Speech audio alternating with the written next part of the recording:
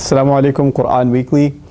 As the month of Ramadan is approaching, I was asked to share with you a few reminders having to do with du'as from the Quran, and this is the first of them, inshallah. One of my favorite du'as in the Quran happens to be the du'a that Musa alayhi salam made when he was in exile. So just a little bit of background before I share the du'a itself with you. Musa alayhi salam, a young man living in Egypt, accidentally gets involved in a situation where he kills someone unintentionally. And now the police are after him, and the orders are what you can call nowadays shoot to kill. In other words, he's not going to get arrested, he's going to be killed on sight. إِنَّ الْمَلَأَ يَأْتَمِرُونَ بِكَ لِيَقْتُلُوكَ. The chiefs are plotting against you to kill you. So you know the due process of law would be you catch a criminal, bring him to court, and then eventually either decide he's innocent or guilty and then decide the punishment. But the cops were out for him, they want to kill him. So the only option for him is to run away. And so he does. And Allah guides him to go out in the middle of the desert in the direction of Madian. He ends up at Madian and he sees a bunch of people that are giving their animals drink. At this point he himself is disheveled. He's exhausted almost to death from his journey, hasn't had things to eat or drink. So he's drinking water himself and he sees these bunch of people, ummatan minan nasi yasqun, the Quran says, a group of people that are giving their animals drink. وَوَجَدَ مِن دُونِهِمْ امْرَأَتَيْن تَذُودَانِ. And far away from them he saw two girls that were struggling with their animals. In other words, their animals also saw the water down there and wanted to go and feed their animals. Or the animals wanted to go drink the water themselves, but the girls kept holding them back and pulling them back. So he went up to them and asked them, what's wrong with you? What's the situation? They explained that they don't want to go down there. If all those men are there, they don't want to mix with them, or the men are perverts or whatever. So they're going to wait until the entire flock is done. لا نسقي حتى يسقي الرعاء. We're not going to give our animals drink until the entire flock is done. وأبونا شيخ كبير. Our dad's an old man. Explaining that we're out in the workforce, us girls. We're forced to be because our dad doesn't have the health or the age to be able to do this work anymore, so we have to do it. Anyhow, that's the long story short version of the background of the story.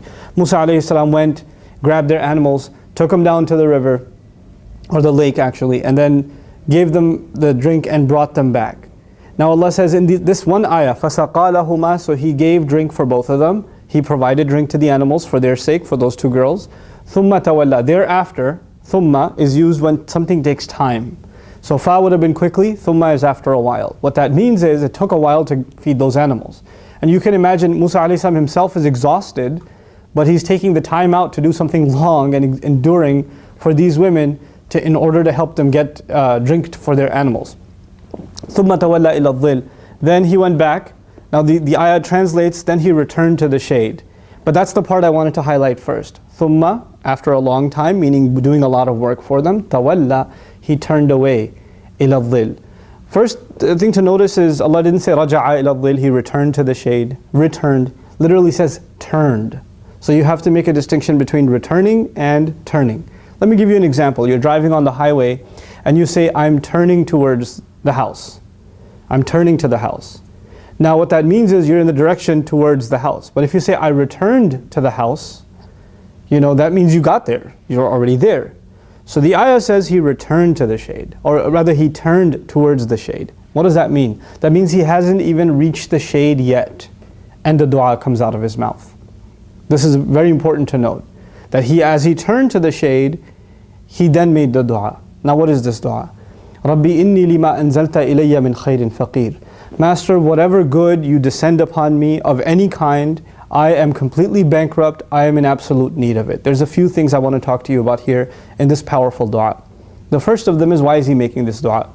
The guilt of having murdered someone, killed someone, even if by mistake, is looming over Musa alayhi salam's head. And he knows he has to make up for what he's done. A lot of people make mistakes in life and they're like, how do I know if I'm forgiven? How do I know if I can make up for the mistake I've made? This ayah has actually part of the answer. And the answer is people who have a skeleton in their closet, they've done something bad in their past, they actually go out of their way to find an opportunity to do good things. And they're constantly desperate for it. And as a matter of fact, the opportunity to help people, they don't see that as something that they stumbled upon, they see it as something that Allah descended upon them, an opportunity descended upon them. Rabbi inni lima anzalta ilayya min khairin faqir. Master, whatever good you sent down to me, good opportunity to do good work, that is one of the meanings of the dua. You're sending it down to me. So those two girls in need of help was something Allah sent down to Musa as an opportunity to do help. When you find somebody in life that needs your help, and you know you've made mistakes in your past, think of the opportunity to help them as something as a godsend. Allah sent it down to you as something you were desperately in need of. Musa alayhi salam is simply acknowledging that this was something I totally needed. I need to make up for the loss I've done. Students can easily relate to this. When you mess up on a test, what do? You have to do makeup assignments, right? You have to go out of your way to do extra credit assignments, makeup assignments, do more than other students to catch up. That's the attitude of Musa alayhi salam. He's done something bad, he wants to make it up. So he's going out of his way and seeing every opportunity as something Allah sent down to him. Now he is exhausted, as I mentioned. He's a fugitive from the law, homeless and far, far away from home. And he's looking towards the only place where he can find any relaxation. He doesn't have a home anymore, so the only thing he can turn towards even is al-dhil, the shade. All Allah gave him at this point, the only benefit to his name is the shade. Whether it's under a rock or a tree or whatever. And he can't even relax yet before he says, Ya Allah, if there's any other volunteer opportunities, I'm game, I'm ready to go. I'm ready to help more. SubhanAllah, that's the first sort of attitude that I wanted to instill into all of myself and into all of you, the urgency, the sense of urgency to want to do good even if one is exhausted themselves. Especially if they know there are things they need to run from as far as on Judgment Day. We don't want to see certain evil deeds and we want to bury them far away from us. We bury those evil deeds by doing good deeds. And of course the rest is Allah's forgiveness and mercy. Okay, so that's the first important thing. The other is, these girls are standing with their animals and they're pulling the animals and all of that, the scene I laid out for you. Musa alayhi salam could have sat anywhere he wanted. If he was that tired, he could have just sat 2 feet by them. But Allah made sure to say, tawalla, he turned away, that he didn't stay in their company, he didn't stay close to them, because these are not mahrams to him. It's not appropriate for him to just be in the company of 2 young girls. So what does he do? He turns away from them and finds a place that is away from them, that faces in the opposite direction. This is part of the character and the modesty and the decency of Musa alayhi salam. And then he looks for shade, because there must have been shade all over the place. But he went where it would be farther away from these girls. And literally Allah mentions turning away. Why is that important also? Because when you help someone, there should be no strings attached. He doesn't wait around for them to say thanks. He doesn't wait around for them to say, hey, so, are you from around here? Nothing. No, he turned away, he walked away. If you're going to help someone, don't have strings attached. Just do it because you want to help someone. That's all. Now, this is the first part of the first meaning of the ayah. Whatever good you send my way, I could totally use it. I am bankrupt. Faqir actually comes from faqr, which is a broken back. My back is broken, I have no strength left. The last part of this first meaning that I want to share with you is sometimes when people have hard times, they blame Allah. Right? Why did I have to lose my job? Why did I become homeless? Why did I get sick? Why did you do this to me? Look at the language that Musa alayhi salam uses. Obviously he's being tested. He's homeless, he's a fugitive, a lot of things are wrong in his life. I mean, if you talk about a tough economy, I don't think you'll find yourself in a situation as bad as his, in the middle of a desert with nothing to your name. And at that point, when he makes dua of desperation, this is the dua of desperate people, in that sense. If you're in a desperate situation, this is the dua for you. He actually brings all of the attention to himself and none of the blame to Allah. Whatever good you send to me, inni lima anzalta ilayya min khairin faqir. I am in need of whatever good you can descend upon me. Now we're transitioning into the second meaning of the ayah. The word khair may not just mean good deeds, it may also mean good things in life. Ya Allah, I don't have food, I don't have drink, I don't have clothes, I don't even have shoes, I don't have a home, I have nowhere to go. Send down something to me. So he understands also that provision comes from Allah, it comes from above. So he can only ask from above. And so he makes this desperate dua, walking towards the shade, and of course the girls now take their animals and they leave. They're not standing around. The only reason they were waiting there is because he was helping, or they were waiting for their animals to be fed. So they go back home. The father is surprised because the girls came home early. So he asks for an explanation. How'd you get home early? And they explain to him that there's this man who helped us. So he's surprised to hear about this man and he says, you should call him. So one of the girls comes back and now she's calling him. And this is still related to the dua, and I'll tell you why. Because the ayah says, فَجَاءَتْ إِحْدَاهُمَا تَمْشِي عَلَى اسْتِحْيَاءٍ in Surah Al-Qasas. Now Allah says, therefore one of those 2 girls came walking shyly.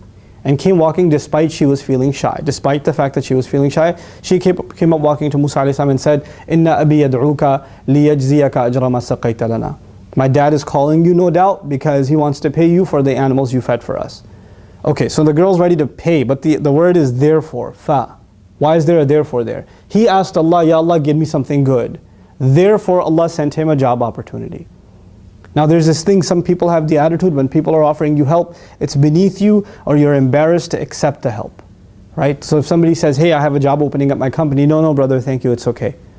I don't need it, it's okay, alhamdulillah. Like Allah will give me, this brother won't give me, I'm waiting for Allah to give me. Stupid. That is Allah giving you. That is how Allah gives. Musa a.s. asked Allah, but Allah sent a girl who was instructed by her father to say, hey, my dad wants to pay you. The other thing is Musa a.s., like it was already mentioned, didn't ask for money when he did it. He did it for, if anything, Allah's sake.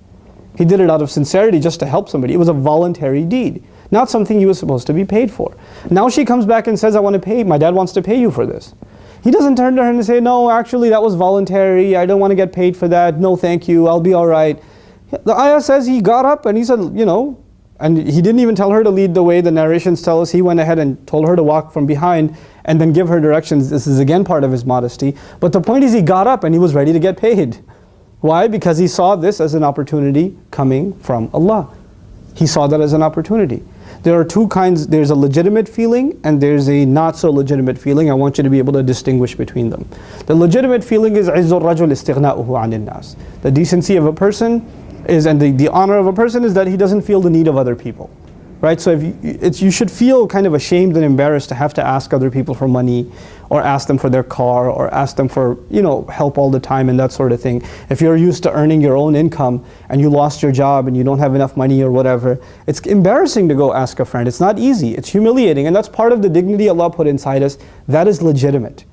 But when people offer you help and you need help, you didn't ask, people actually offered, then understand that that's something descending from Allah. And it could come in any form of good. Min khairin. It could be any form of good. Musa a.s. did not say, Allah, I want you to send me good, but I am used to certain kinds of foods being part of the royal family in Egypt. I have a certain taste bud. So if you're going to send me something, make sure it's along these lines of the menu. Or if you're going to give me a job, here it should be along these job descriptions, because I have a certain very specific work requirement. He didn't do that. He didn't have any what's called in Urdu nakhre. He didn't just send me anything good. Min khairin. The ayah says min khairin. Min litanawwu'. Min in Arabic means anything at all. Any good at all, Ya Rab, I'll take it. What does that mean? When you lose a job and you're looking for a job in your own industry and you can't find it for 6 months, and somebody else is offering you a job that you think is beneath you. You think, why am I going to do work in this field? I would rather starve than ever work in this field. Look, if it's a halal job, and it's a decent way of making money, it's not a crime, then there's nothing embarrassing about it. Security guards shouldn't be embarrassed about their job. Bus drivers and truck drivers shouldn't be embarrassed about their job. It's a halal income. It's a permissible income. Allah has honored those who earn money in a halal way. So you shouldn't be embarrassed about that if the situation calls for it and you have no other option left. There are people who have PhDs in the Muslim world, but the economy is so tough, they're selling bananas on the street. They're doing that, but they're earning whatever they're earning chop change compared to what they could be making. But you know what? It's better than nothing. And it's still respectable. People might look down upon it, the impression others give you, but let me tell you, Allah has honored Al-Kasibu Habibullah. The one who works hard and earns money in a legitimate way is beloved to Allah. That's what the Prophet told us, sallallahu alaihi wasallam. That's enough for us. So he says, min khairin. Now I wanted to highlight this last part, because when Allah answered his prayer, first of all, he was paid for something he did voluntarily, which typically one would be reluctant to take, but he said, this is coming from Allah, I'll take it. Second of all, he got an offer to marry one of the two girls. This was part of the good that he had asked for, he didn't expect. How are you going to expect a homeless guy is going to go in looking to get paid, and in a half-hour conversation, he's going to get a marriage proposal? I mean, that comes from Allah. So he gets married. But then, let me transition fast forward to our times. One of the most embarrassing things you can do when the economy is tough is to work for your in-laws, or to live with your in-laws. I was like, how can I take money from my in-laws? It's the most embarrassing thing. For a man to have to work with his in-laws or work for them. Musa a.s. worked for his father-in-law 8 years. And then, the offer to complete 10, and some narrations say he did in fact complete 10. So, He's working for someone who we in our time would think, oh, how embarrassing, how humiliating. Why is Allah telling us these things? Because we set standards of embarrassment, humiliation, cultural lines that only make life difficult for ourselves. And Allah didn't make those things difficult for us. Musa alayhi salam didn't set out to be a goat herder and someone who feeds animals or takes care of a farm. But you know what? Whatever good came his way, he was ready to take it. I'm not saying you aim low. I'm not saying you stop looking for a job in your field. You continue to look. But in the meantime, if desperate times come, well, they require desperate measures. Take whatever Allah is putting your way. And then keep looking for better and better and better. It's not beneath you, and it's not beneath Musa alayhi salam to accept whatever opportunity comes his way. I pray that Allah helps us understand these beautiful du'as of the Prophets that have so many awesome life lessons in them. And may Allah Azza wa Jal help us understand that every opportunity, every work opportunity, every friend, every connection you make, every contact you make, all of these are rizq, provision that come from the sky, that come from Allah, that we are desperately in need for, or in need of, and may Allah make us grateful for them. Barakallahu li wa lakum. Assalamu alaikum wa rahmatullahi wa barakatuh.